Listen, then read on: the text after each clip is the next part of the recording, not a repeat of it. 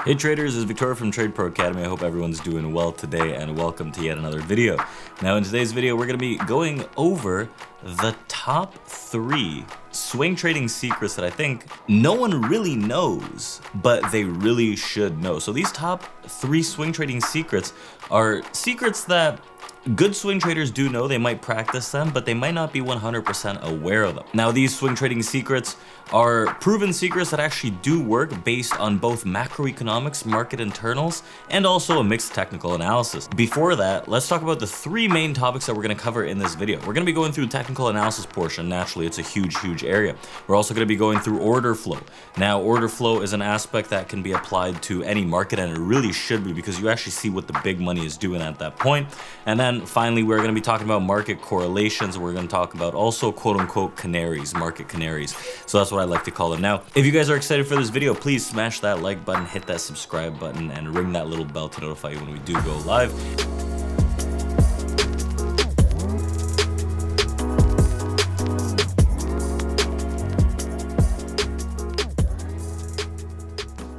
So when it comes to swing trading, you can trade futures, options, stocks. It doesn't necessarily matter. The key concepts that we talked about at the beginning of this video, technical analysis, order flow, and market correlations, are going to be applicable to all different asset classes, all different assets that you look at, especially when swing trading. But throughout this video, I'm going to focus a little more on the options frontier as well as the stock frontier. So we're mainly going to be looking at individual stock names more so than the futures, but again, they could be applicable to futures as well. The reason being is that I do enjoy trading options and stocks on the swing trade basis a lot more, right? The capital requirements are different. So let's dive right into it. Part number 1, technical analysis.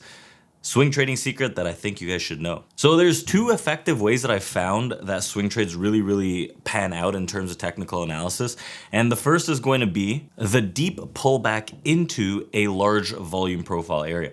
Now, we're going to explain the volume profile a little more, but if you guys want to learn more about that, we have a bunch of videos on our YouTube channel here that you guys can go and check out based on the volume profile. But we're going to be going through a little example of the deep pullback on a volume profile and what exactly that means.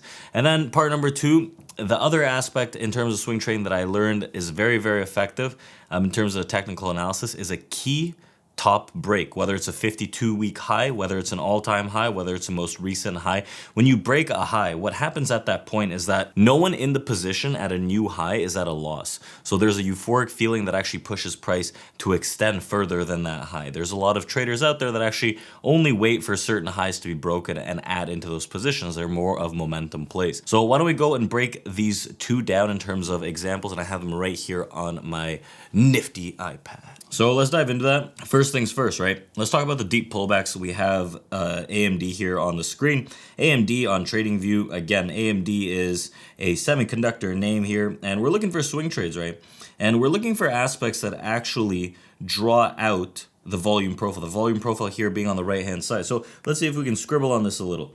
So this is the volume profile here, right, on this side, and what we could see with that volume profile is there's going to be ledges, right? If we understand what ledges are, they're areas that actually sandwich distribution. So if distributions are something like this, right, a normal distribution, you have ledges where the large volume drops off, right, into small volume. Now, those ledges, if you will, are going to be areas where we actually find support resistance in the market and can find those more significant moves. So when you have a very large edge on a market, right, if you're looking at the larger picture of the volume profile here, you can see we have a more transparent side of it and a more opaque side, right? This one changes on TradingView based on how you move the chart. So whatever is visible is going to show up on the chart. You can see it's going to change right now. So the point being is we have this massive blue rectangle here that identifies multiple bottom lows. Now, these multiple bottom lows just before this break were very profitable in that we have this massive ledge here. You can see right where it drops off. We have a massive ledge that holds support resistance areas. So the point being here is the first test, right? We're going to expect to see price actually bounce off that based on this ledge, right? If we can change the structure, remember market structure is going to be an important factor in your swing trading, but if we can change the structure, we're going to see that next rally to the upside, right? In this case, it didn't happen. However, you get another chance. We come back into the same area, right? A ledge holds out. We push up. Fails to make this new high. At that point, we know maybe the third test of the ledge might not be so great. These ledges work on pretty much anything, right? These deeper pullbacks in the ledges, when you're thinking to yourself, okay, well, it's pulling back, how far can it go? Think, where's the extreme of the ledge, right? Look at Apple. Apple, massive ledge right here, right at that 150 area. Massive, massive opportunity right there. Look at that ledge. Clean, clean bounce. Pretty much V bounced right off of it, pushed up into this prior area. Now, when we come back into that ledge, we can probably expect to see somewhat of a hold. So the point is, you want to find these big ledges. And when price pulls back into these areas, what you're looking for is some kind of confirmation for that swing higher, and or just taking into a trade with some stops under some key support structures. Now, the second part of this is we have high breaks, right? So let's take a look at ABBV. Now, whether it's an all-time high break, whether it's a most recent high break, I prefer the 52-week highs, right? I prefer the 52-week highs a little more. The 52-week highs and the all-time highs, those are very, very key areas, right? Even quarterly highs are good as well. And all those areas, once we break those highs, what we're going to see is a typical extension of the move. So those are the main two swing trading aspects that I like about this on a technical perspective. You got a high here, and this line was the prior all-time high, right? What happens? Price breaks, shoots above it, continues. Right? Shoots above it, continues. Holds new rotations, amazing. We form a new all-time high, shoots above it, continues aggressively. So these are the areas that I really, really like as long as the momentum continues as a potential aspect. Now, obviously, in the deeper pullback into a volume profile ledge, you don't really consider what the trend of the market is. You're just looking for a key support structure. In this case, you're considering higher highs, higher lows, right? Notice that both these examples were both bullish. I like to maintain a kind of bullish bias in large mega cap names overall when I look to swing trade.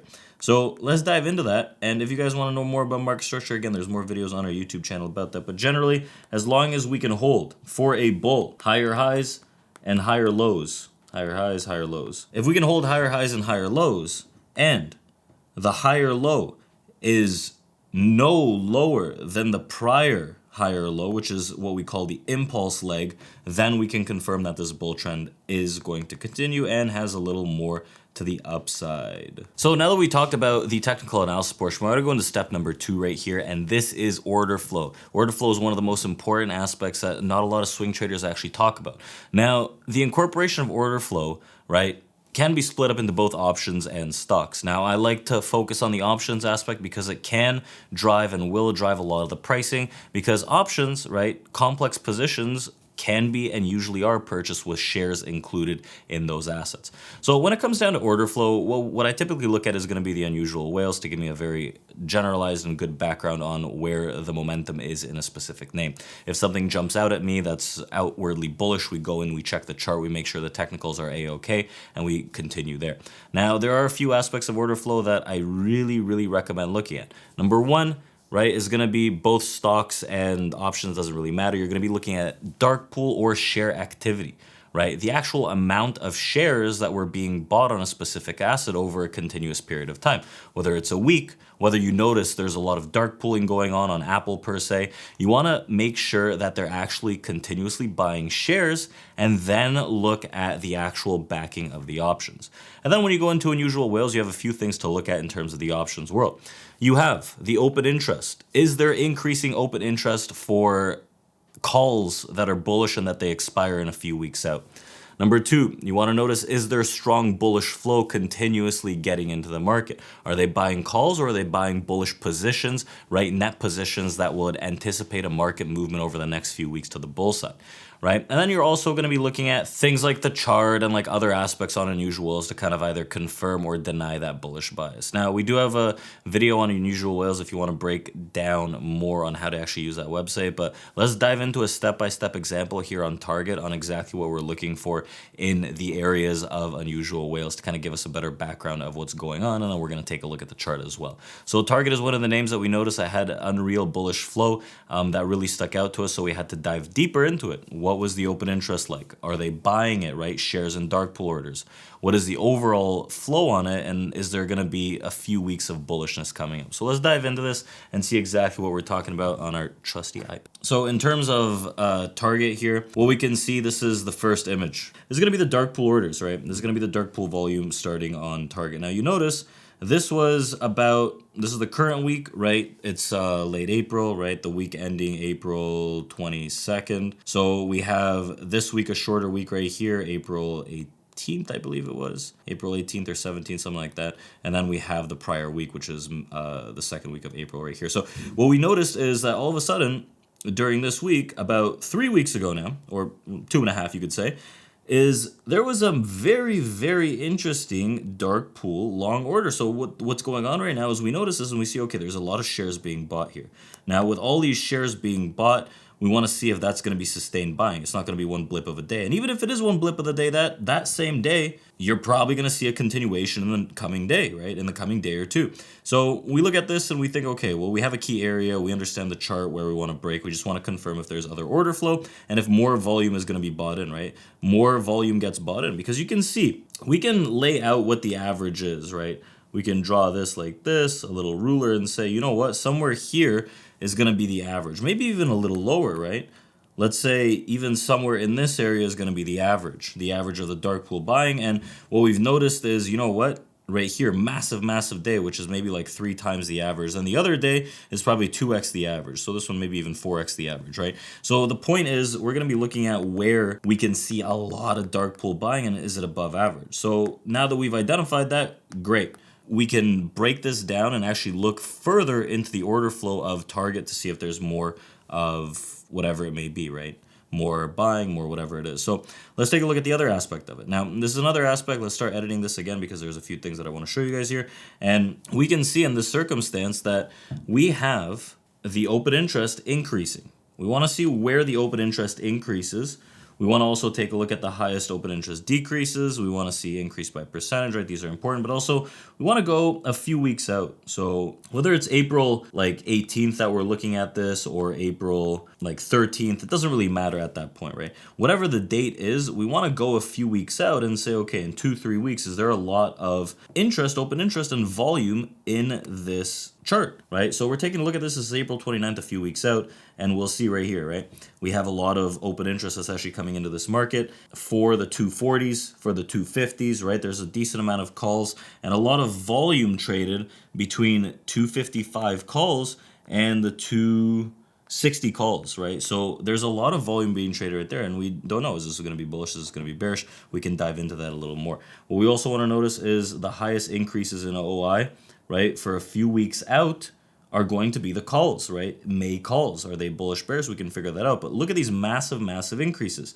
And you can see the puts, right? There's an open interest increase for the puts. But notice one thing. What do I want you guys to notice is that you're noticing right here, 1 day into expiry versus a few weeks into expiry. I'm taking into consideration the few weeks into expiry into this sequence, right? Because that means that there is the potential for an actual swing on this. So the next thing that I do want to take a look at is going to be the actual order flow that comes into this. So we can see, we can filter it out, we can do whatever, but what we're looking for right now is we're looking for the actual order flow that comes in on target here. So target's order flow, we can see is predominantly to the bull side. Right, we're very heavy on the bull side, just under 20% bearish, right? So just over 80% bullish on this. And we can see, right, April 22nd, we have May 6th, May 20th, May 27th, right on target.